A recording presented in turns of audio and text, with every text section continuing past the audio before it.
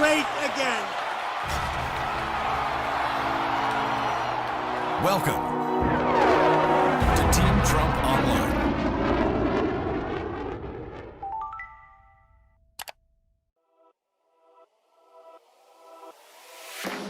And now we're opening, and we're opening with a bang. And today's announcement proves that our economy is roaring back. It's coming back extremely strong. The United States economy added almost 5 million jobs. Likewise, Hispanic employment is up by 1.5 million jobs. 3 million more women were employed in the month of June. This is better than a V. This is a rocket ship. Good evening, everyone, and welcome to MAGAnomics. I'm Steve Cortes, Senior Advisor to President Trump's re-election campaign. With me tonight are President and CEO of Job Creators Network, Alfredo Ortiz, and Yvette Benarroch of Affordable Landscaping Service and Design. As always, our great guests will be joining us later tonight. But first, on this Labor Day, when we celebrate the work of the American people, we need to stand tall and cheer about the latest blowout economic report. On Friday, the Department of Labor revealed the fourth massive jobs report in a row. In fact, the all-time records for job creation in our country have been set over each of these last 4 months. There is no doubt that President Trump's great American comeback charges onward. The leader who produced the conditions for the first Trump boom, the greatest jobs market ever for working class labor, is doing it again. The Trump boom 2.0. Here are the specifics. Nearly 1.4 million jobs were added back to the American economy in August, bringing the total growth over the last 4 months to an astounding 10.6 million new jobs. The unemployment rate has now fallen to 8.4%. Yes, folks, you heard that right. The unemployment rate has already dropped well below the 10% level, something that many economists viewed as impossible by even the end of this year. Plus, these jobs are quality jobs, as the payrolls report also detailed an incredible jump in wages, up an amazing 4.7% year over year. Let me put that number in context for you. Consider that the Obama-Biden administration never achieved even one single year of 3% or better wage growth, not 1 year. But under the leadership of President Trump, before the China virus smashed the global economy and artificially halted our expansion, wages soared. Trump achieved 18 straight months of accelerated wage growth above 3%, with even higher numbers for working class citizens. All Americans did well, but the economic underdogs did the best. The American strivers who had so badly lagged during the slow growth Obama-Biden days.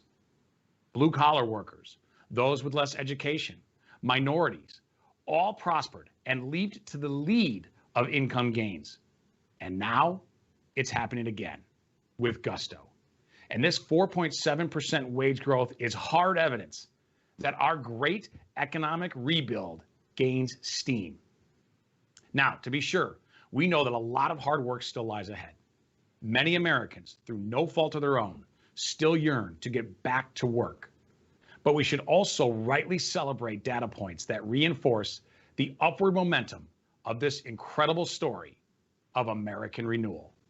Speaking of the data, there is plentiful evidence outside of the job situation that also validates the reality of a strong economic rebirth across our land. As I mentioned last week, existing home sales increased by a record 24% in July. New home construction surges too, sending the National Association of Home Builders Index to a fresh all-time high, recovering the losses from the China virus and then some.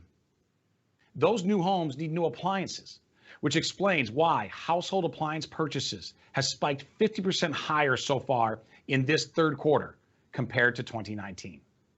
On the industrial side, the widely watched ISM Manufacturing Index vaulted higher to levels we haven't seen since 2018, verifying that America's factories power back up. That manufacturing renaissance spurs a flurry of activity for shippers, including truckers, The Wall Street Journal reports that truckers see a huge increase in freight volumes. The average asking price for a mile to book a heavy-duty truck increased from $1.60 in May to $2.22 in August. Folks, that's not just a V-shaped recovery, it's a super V. My guest from 2 weeks ago on this show, successful CEO Andy Puzder, recently said, "We are well on our way to a full and lasting recovery, a return to the prosperity and historically strong job markets that we enjoyed throughout the vast majority of the president's first term." Given all this good news, it's not surprising that stock investors cheered, sending the S&P 500 to new all-time highs just last week. But unlike the Obama-Biden years, the spoils of Trump's economy don't just flow to Wall Street, but also to Main Street. According to the Atlanta Fed's GDP Now model, their statistical forecast now projects that GDP growth for this current third quarter will come in at an astounding 30% higher. So, given all this amazing news, what's the potential downside? Where are the risks? Well, Patriots, I'm here to warn you that this economic boom could end in a heartbeat if we elect the wrong person this November. Joe Biden has already publicly threatened to shut the entire U.S. economy down again. Our country has learned enormous amounts about managing the risks of the Wuhan virus. Medical trends head overwhelmingly in the right direction. For example, hospitalizations in Texas, a recent hotspot, have now declined over 60% from the July peak. We return to work, to school, to life, and we know how to do it safely. But Joe Biden unbelievably threatens to squash all of this momentum and holds over our country the ominous threat of a national shutdown. Such a draconian move would devastate our economy, perhaps even inflicting irreversible harm. We are not going there. We are not shutting down our country. We are also not going backwards to globalism, to the slow growth era of Biden's economic approach to the world, an agenda that exports jobs everywhere and rewards only the connected few of a crony political class in America. We know Joe Biden's economic track record. For decades during his Washington swamp career, he created lots and lots of jobs in China. In fact, Joe Biden spent much of his Beltway career sending American jobs to China, and in return, what did the Chinese Communist Party send us back? The virus. It's imperative that we re-elect President Trump if we want the Trump boom 2.0 to continue. The economic revival that has already begun can accelerate into a second Trump term. Americans grasp this reality, which explains why the president polls so well on matters related to the economy. For example, in the latest NBC News poll, voters report confidence on the economy for President Trump by a wide double-digit margin over Beijing Biden. We simply cannot risk losing all of President Trump's progress to an out-of-touch career politician who has spent 47 years destroying American jobs. We need 4 more years of President Trump, now more than ever. That's what my 2 guests are here to discuss tonight. We have 2 business experts here to attest to what President Trump is doing for the economy and the American workforce.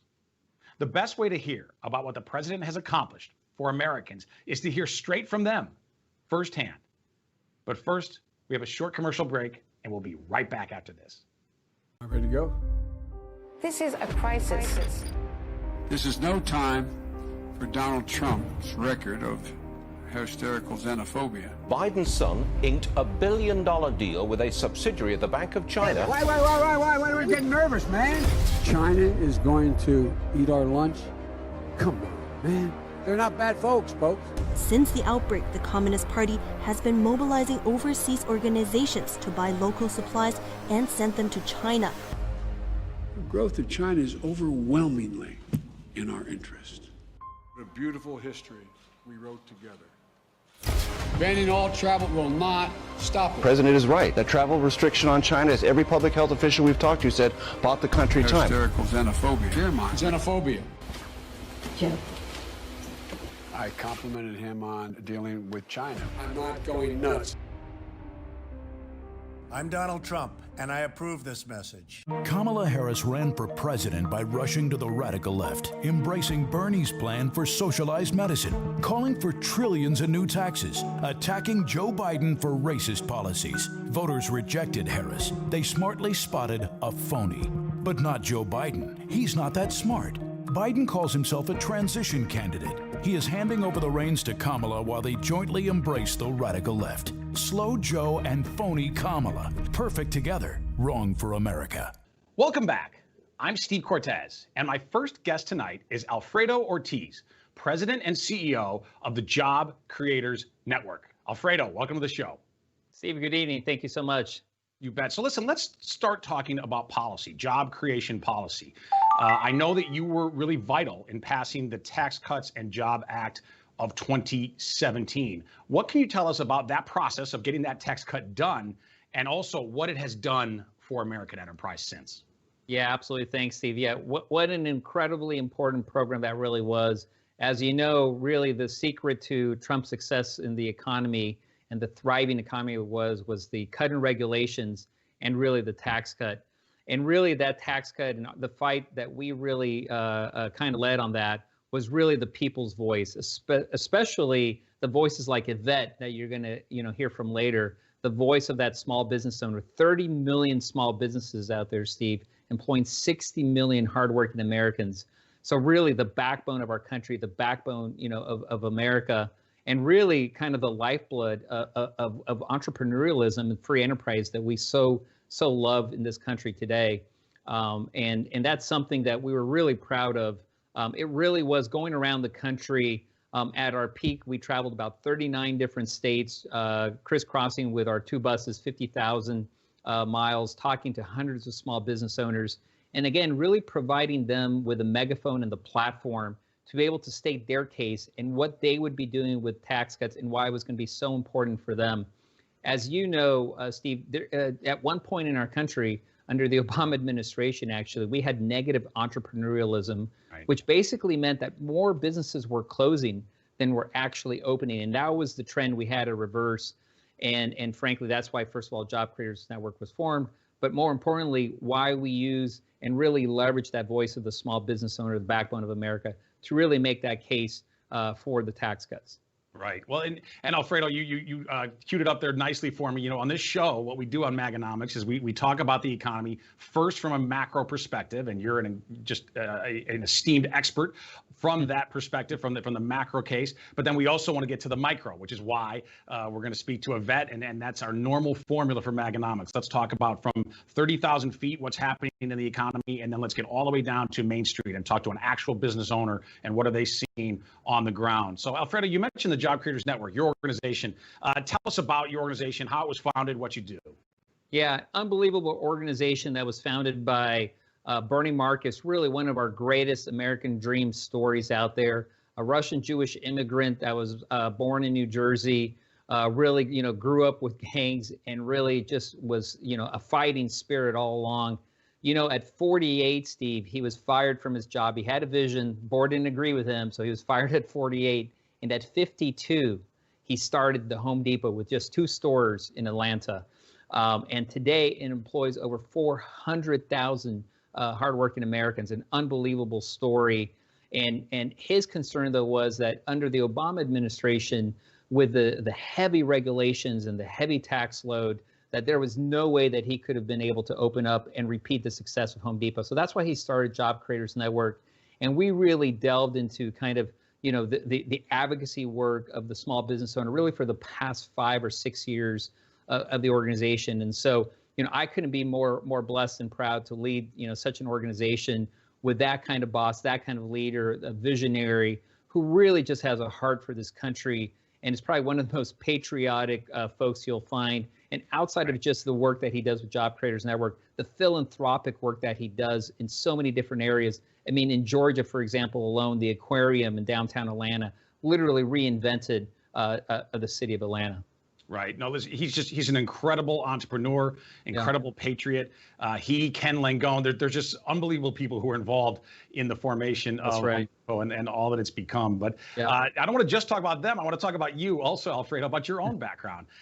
Because look, these days, I know that you have the ears of some of the most powerful leaders in America when it comes to politics and business. But your story also represents a real story of upward mobility. You weren't born in the corporate boardroom, were you, Alfredo?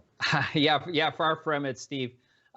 Truly my life has just been a blessing from God, and really I have to give so much credit to my mother as well. She passed about 8 years ago, but I have to tell you, the largest influence in my life really came from her. I jokingly say she was the first entrepreneur I ever met. Nobody did a garage sale like my mother, Gloria, did.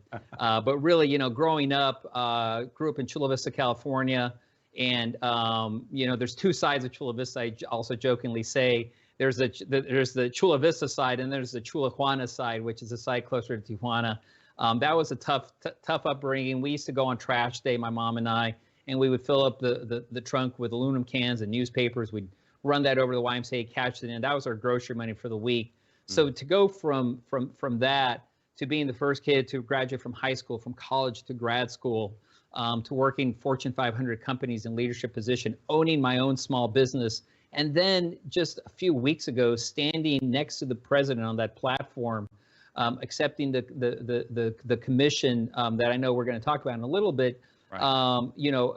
Only in this country, Steve, does that happen. I mean, so again, I couldn't be more honored and blessed to be leading this organization, Job Creators Network, because I truly am also living that American dream, and so to be fighting for it really just makes me proud to be able to do that. Sure. No, it's fantastic. There's so many inspiring stories like that. I'll tell you a personal note, Alfredo, the first time that I ever walked into the Oval Office, it was shortly after the president took office in 2017. As soon as I walked in, it was interesting. I immediately thought of my father passed away many years ago, but I immediately thought of my dad, of my Colombian immigrant dad, that, I hope he's looking down from heaven and sees that his son is in the Oval Office and a confidant of the president. It's amazing. It's an amazing feeling. I'm sure he is. And congratulations to all of your successes too, Steve, by the way. Oh, of course. Now, hey, speaking of success, more important than what's happening for Steve Cortes or Alfredo Ortiz is what's happening for this country. And I want to get your thoughts on the August jobs report, because we just got an absolute blockbuster report out on Friday. And on this Labor Day, it's something for us to celebrate. We added 1.4 million new jobs,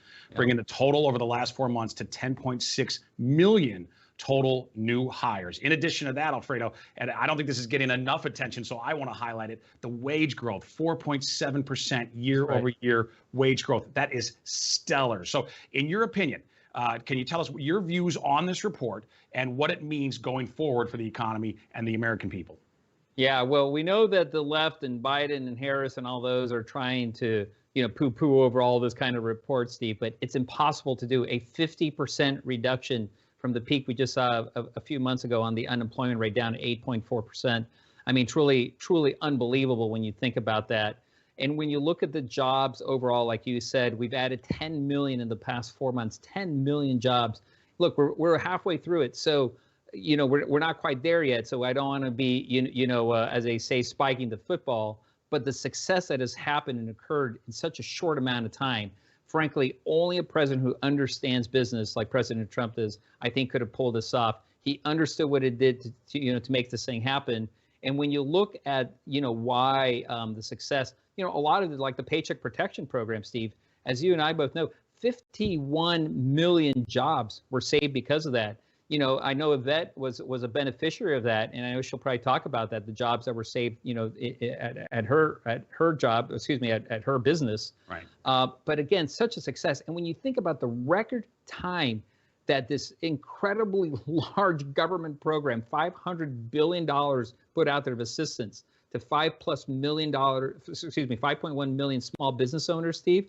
I mean, it's unbelievable. And it was done basically in 10 days time. Right. I mean, unbelievable. Look, were there issues and challenges and some people took advantage of the program? Sure. But on a relative basis, it was a pea size relative to the ocean of benefit that really happened because of that Paycheck Protection Program.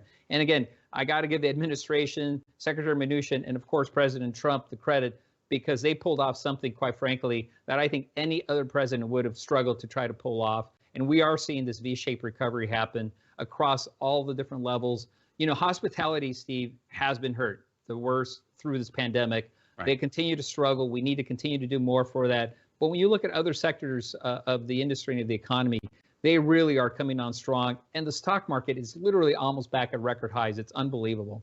Right. You know, and listen, you make an important point there, Alfredo, when you say that we're not spiking the football. We're not going to pull the George Bush mistake of unfurling the mission accomplished banner, because it's not mission accomplished yet.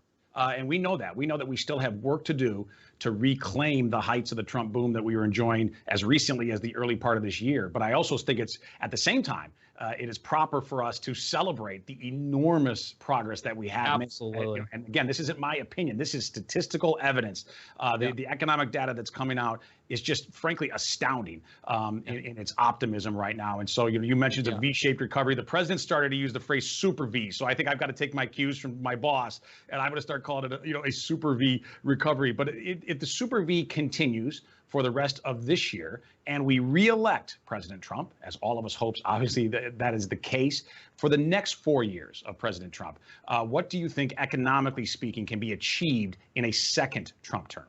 Yeah, absolutely. And Steve, I probably failed to mention the real reason, too, I think, why we have this super V recovery now is because we were so strong going into this pandemic. And I can't emphasize that enough. I mean, remember, record low unemployment, wage growth. I mean, when you look at unemployment across every single demographic group, right, whether it was Black, Hispanic, Asian, I mean, it doesn't matter. It was record low unemployment, record growth, home ownership, was through the roof. And it was because, Obama says, well, there's no magic wand to do this. Well, it wasn't a magic wand. It was just common sense, quite frankly, because that's what President Trump immediately did. Regulations were cut, the red tape was cut, and tax cuts, right? Those were the real reasons that were driving it. And what we're going to do, look, this pandemic, it hit us. Nobody could predict something like that. It's how we recovered, right?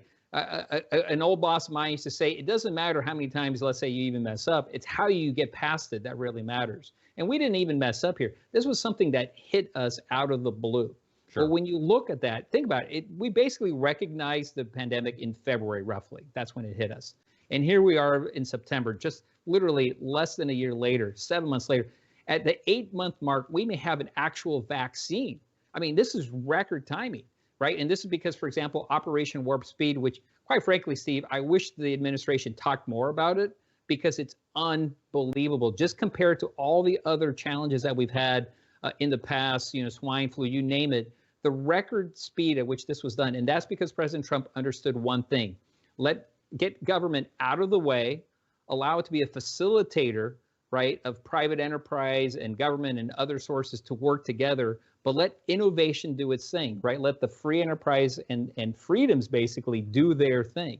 And that's exactly what he understood. That's what Operation Warp Speed, frankly, has done an amazing job at. And I think, in a second term, we're just going to continue to see more of that kind of innovation and freedom. For example, in healthcare, you allow innovation to literally take charge. You get rid of so many of these draconian and ridiculous regulations that come with Obamacare that prevent free enterprise to actually take place.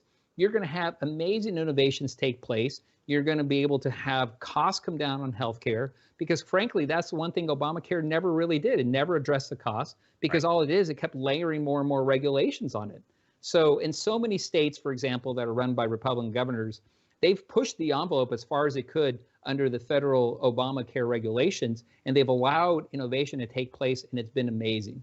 So I think we're going to continue to see this kind of innovation and this kind of success in a second term. And quite frankly, we're going to see every single person benefit the same way we saw just before the pandemic hit. Right. And, Alfredo, I really think given the momentum that we have right now in this third quarter, and I believe will certainly last for the rest of the year, if we reelect President Trump, I really think 2021 could just be an absolute record-breaking year economically. I think the sky is the limit there.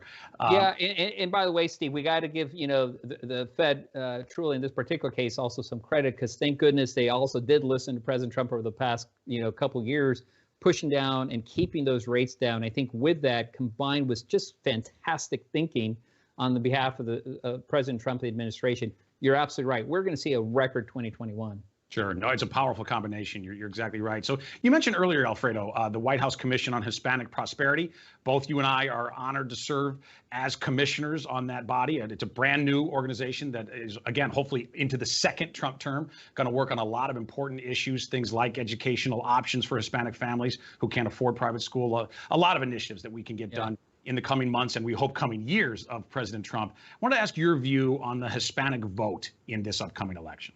Yeah, well, overall, when you and congratulations to you also on the appointment. I tell you, Steve, we've got really, really important work to do, especially I think when it comes to school choice. That's something that I benefited from in my history. My mom believed in that education, and she did whatever she needed to do to make sure that I had that kind of education. And and we're not talking just college education, right? But just overall. Even, there's a lot of great opportunities for vocational schools as well. And we got to make sure we focus on all that. But education really is key. And I think that's one of the fights we're going to have to do there. But when you go back and look at the benefits and how Hispanics were doing under President Trump, again, I mentioned this, truly records were being set in terms of unemployment, lowest unemployment rate on record. When you look at the wage growth, home ownership, for example, amongst Hispanics, 2/3, by the way, Steve, of new home ownership last year was really due to Hispanics and first-time home ownership. And what's really, and the left hates this, and I'll tell you why. There's a group called Unidos US, which is a very left-wing organization. They're based in D.C. And they did a poll amongst Hispanics, and guess what came up as the #1 issue? It wasn't immigration, it wasn't all these other issues. It was jobs in the economy. Sure. Right? Jobs in the economy were the most important issue, and they understand that President Trump knew what he was doing on this. They felt that growth. They were able to benefit. Latina business owners, for example, the most active group amongst all business owners out there, Latinas were. And so they understood that this president knew what it had to do to put the right ideas in place. Again, lower taxes, lower regulation to make sure that they could thrive. And so, with that, Hispanics are seen through the smoke screens of the Democrats. I think I just saw a most recent poll, in fact, Steve, that said Hispanic approval rating of President Trump is at 37%. Right. Which is fantastic. I'm not surprised. They're seeing the BS, quite frankly, in the smoke screens. They're getting through that. They're realizing that there was only one person that really has done the most for Hispanics of any president probably in recent history, and that's President Trump. There's a lot of really encouraging polling lately regarding Hispanics. I think we can do even better than that. I think we can actually win the Hispanic vote, but even a number in the upper 30s, lower 40s is probably enough to make the electoral map prohibitive. I've called 41%, Steve, a year ago, so I'm sticking with that number. Fantastic. Alfredo Ortiz, the Job Creators Network, thank you so much for being my guest. Thank you, Steve. I appreciate it. God bless. You bet. We'll be right back after this. We turn now to that $350 billion fund to help small businesses and its workers get through the shutdown. It will be up to Congress to restock it. But Democrats blocking that move this morning. They asked for $250 billion in 48 hours. I said, well, I don't think so. They objected, and I congratulate the Senate Democrats. Speaker Pelosi, what are you going to share with us from your home? Chocolate candy. Thousands have been forced to wait for hours at food banks all across the country. This is chocolate, and then we have some other chocolate here. We just got it restocked with the ice cream. You don't want to eat up everything all at one time. I can't do it much longer. I'm trying so hard. Shall we say, enjoying. Having to admit that, yeah, we're starving, and I like it better than anything else. Taping this segment, there are 22 million people out of work. This specific program is about stopping job losses today. This is hurting people bad. Other people in our family go for some other flavors, but right now it's survival move. You don't know where that next something else is going to come from. I don't know what I would have done if ice cream were not invented. I just wonder.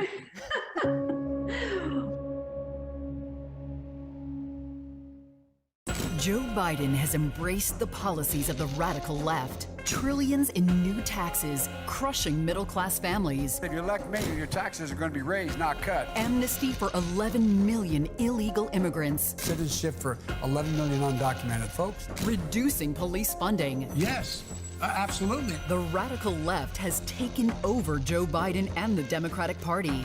Don't let them take over America. I'm Donald J. Trump, and I approve this message. Welcome back to MAGAnomics. I'm Steve Cortes, and I'm now joined by Yvette Benarroch of Affordable Landscaping Service and Design in Florida. Yvette, thanks for taking the time on Labor Day to join us tonight. Good evening, Steve, and thank you for the invitation. You bet. So listen, before we talk about what President Trump has accomplished for the overall economy, I want to ask you about an issue because I know you're a veteran who proudly served this nation. Thank you so much for everything you've done for us. It's an honor, quite frankly, to speak with you tonight. Democrats and their allies in the mainstream media, unfortunately, have launched some vicious attacks on President Trump using anonymous sources, stating that the president said things that he would obviously never say about our military and our veterans. So I want to ask you, Yvette, as a veteran yourself, what is your view of President Trump? What has he accomplished for veterans like you throughout the country? Well, I am a U.S. Air Force veteran, very proud of it. I was honored to serve this country, and I stand with my Commander-in-Chief, President Donald J. Trump. He has done more for veterans than any president that, as I can remember, and he has been a champion for veterans. He has followed through with his commitment and promises to the veteran community. The attack from the Democrats, I'm not surprised that they do that because it's all about lies. And then the mainstream media, it's just shameful and disgusting that they, take our military heroes and try to get their morale down by attacking our president. And it's just about politics. So the reality is that we need to remind them, because I think they suffer amnesia most of the time. We need to remind them of the leadership that President Trump has taken. Right. And I have a few things that I can remind them of that the president has done for the veterans community. For example, under President Trump's leadership, Congress approved the 2020 National Defense Authorization Act, which includes a historic defense spending of $738 billion, that's $billion, and a much needed pay increase for our troops of 3.1%. That is huge. We go in the military right now voluntarily, and President Trump is making sure that he's taking care of us while we're in the military and also helping us once we come out of the military, because it is something that I don't think, and I personally think that we don't pay too much attention to. We haven't taken care of our heroes after they get out of the military. I mean, we have suicide rates up to the roof. And actually, that's another thing that the president has done, which is secured a record $8.6 billion in funds for mental health programs to try to prevent and end veteran suicide. So overall, this president has done more than anybody I know for the veterans, and for that matter, for all Americans in this country. Sure. And, Yvette, I think, unfortunately, as despicable as these attacks are, these lies that use supposed anonymous sources, as despicable as they are, I think in a strange way, we can almost take some comfort, because I think it shows us that they can't take the president on regarding his record. They don't want to actually talk about what he's done for the military. So instead, they have to invent a narrative and just hope that this myth will be accepted into reality. But, of course, it won't be. But listen, I do want to turn to the business side of your life, because you're not just a veteran, you're also a business owner and an entrepreneur. So I want to ask you, Yvette, how did you come to start your business? Can you share with us the vision to be an entrepreneur, to be a startup businesswoman, and also just a glimpse into your entrepreneurial story, how it's progressed? So I'm originally from Puerto Rico, and I moved to Florida 18 years ago. Of course, like most of us come here looking for a better opportunity, a better job, and a better quality of life. So going back to the time that I came here, my father borrowed $1,000 to give to me so I could come to the United States. So I came with just $1,000 and a cousin in Naples, Florida. That's how I ended up here. I got a job. And I met my husband. got married, had my children, and then we kind of like started our landscaping business and grew it. So never in my wildest dreams did I think that I was going to end up being in the green service industry. You know, it's kind of funny because my background is marketing. So when I met him, he's been in the industry for 45 years. And I just didn't want to sit in the office. I'm like a go-getter. I'm a firecracker. I'm all about, you know, hands-on. So I learned the business. I literally went to college to learn entomology and pest control so I could get my license. I went to arborist school so I could learn about trees and how to trim them. I became a landscape contractor. So actually the business runs with all my certifications, which I'm very proud of. And it's been great. I am also a certified trainer for the green industry's best management practices in Florida, which focuses on educating and training landscaping personnel to do a better job when it comes to the environment. And I'm very proud of that because we have a water quality issue in Florida. And I think actually a more balanced approach like the president wants to take, it's great. It's all about balance. So our company is a full service landscape company. We offer different services from design and installation to maintaining to trimming trees, and of course the pest control. So I do have to say that it wasn't my dream company because, you know, part of what I do includes pest control, and I don't think dealing with cockroaches and rodents is anybody's, you know, dream. Sure. But I have to say that it is more than I ever dreamed of. And I am so proud of my company. I currently employ 49 people. That's men and women. Wow. And we have over 500 customers that we consider an extension of our family. So it's been great. That's fantastic. You know, you mentioned that you employ both men and women, but these businesses, landscaping, pest control, generally are male-dominated businesses. So what's it like to be a female owner in your industry? Oh, I love it. I think it's great. Even growing up, I was the only girl in my block, so I'm used to it. But you know, I've learned that it's not about gender. It's more about earning the respect of your peers. And how have I done that is I kind of like educated myself and made sure that I can do anything that I ask my people to do. So they respect me, I respect them, and we're a team. Without them, I couldn't be where I'm at today. And without me, they couldn't bring food to their home. So we're teamwork. And so that's how I see it. And I believe actually that many of the skills that women have, like women's natural desire to build relationships, the tendency to nurture, and a deeper sense of ownership, it just goes with the business world, and the landscaping business is not an exception to that. So I think we bring a lot to the business world. Well, and that might explain why, you know, Alfredo Ortiz, our prior guest, mentioned this. Latinas are exploding as an entrepreneurial force in the United States, and perhaps those characteristics you mentioned, you know, are some of the reasons why. But I want to ask you too about President Trump and his policies and how they relate to your business. So as a small business owner, what has President Trump accomplished to help make firms like yours, small businesses like yours, be able to succeed? If you can give us some examples, including the Paycheck Protection Program. Okay, so let me start with the tax cuts. That has been like the most amazing thing that he could do for business owners. I've always thought that, you know, if we're able to keep more of our money, we can give more raises to our employees, invest more in our business, and employ more people as we grow. So that has been great for every small business. And the PPP program during this pandemic was a lifesaver. I can tell you, it's very stressful when you have 49 families depending on you.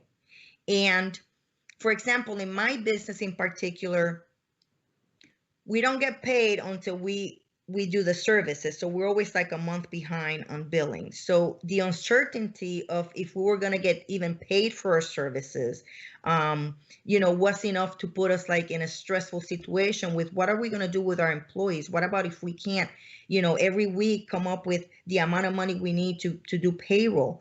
And I don't want to lay anybody off because the reality is that a lot of them or those that had a second job didn't have a job because they were mostly in restaurants. So I was their lifeline. I was it. So once that came out, I can tell you I was relieved. All the money that from the program I used for their payroll. So every week they got paid. I was able to keep every one of them. And so I am very grateful to President Trump because I know he's a champion for the American people, and we're very grateful to him. Okay, fantastic. Now let's talk, unfortunately, because we've got to talk about the other side. After all, this election is a choice. It's a choice of two very starkly different visions, the Trump vision versus the Biden agenda. And so in comparison to President Trump's pro-growth policies that have allowed the economy to grow, allowed businesses like yours to succeed, to stay afloat during the depths of the China virus, Joe Biden actually threatens to shut the economy back down if he's elected. And he also wants to implement disastrous new policies, including the largest tax hike in American history, $4 trillion of new taxes that would punish 82% of all Americans. So Yvette, as a business owner, how do you think Joe Biden's policies, if God forbid he were elected president, how do you think they would impact the economy generally and your firm specifically? Oh my God, I don't even want to imagine because he will literally kill small businesses. He supports increasing minimum wage to $15 an hour, which will automatically increase our labor cost. I mean, that would be a killer right there. And the tax hikes, I mean, we just spoke about how beneficial it was for President Trump to do the tax cuts. And then Biden wants to come back and take that away. And now we have to, get taxed to death. So he will kill small businesses. So I am doing everything I can to make sure that President Trump gets reelected. Well, we all need to work hard. And look, I think the polls are trending in the right direction, but nobody can be complacent at all. We've all got to work hard. We've got to make sure that everyone out there, that you are registered to vote at your correct address. Make sure all of your friends and neighbors and family and people who are Trump supportive, that they are registered to vote. And I'm encouraging people to be a little bit of a pest. You need to pester people to get out there and vote early if they don't want to go physically to the polls, to do it via absentee ballot. So before I let you go, Yvette, I want to ask you a couple fun questions because I was on your Twitter and it looked like you had some great pictures from Trump flotilla. Were you at one of these boat parades? Oh my God, yes. So we had a Trump flotilla and a Trump caravan. I have a smart car, a little smart car, and it's all wrapped with an eagle that has the Trump hair. It has Trump 2020, and I drive around with it very proudly. So my car was like in the caravan at first, and then I went to the flotilla, and we had one of the sponsors. They have like this private island, and it was just all about Trump. And I tell you, there was so much diversity there. I mean, we had young people, old people, I mean, all kinds of people there. And everybody is so excited about reelecting the president that I know it's going to be a landslide. I love it. Now, speaking of excitement, we have a lot of amazing guests on the show. I have to say, though, I think you take the cake as far as background right now for the show. So tell us about you are very Trumpified there. Tell us about your setting. Yeah, my setting, this is my little office. I have all my, this is always like this. It's not because you were interviewing me. It's full of Trump stuff. I am just so proud of my president. I mean, I moved here. I am proof of the American dream. And I want to make sure that I tell everybody you need to go out November 3rd and vote. And if you can go vote early, get that vote in. Whatever you have to do, we need to reelect the president because this country is at stake and our future is at stake. So please, please go vote for President Trump.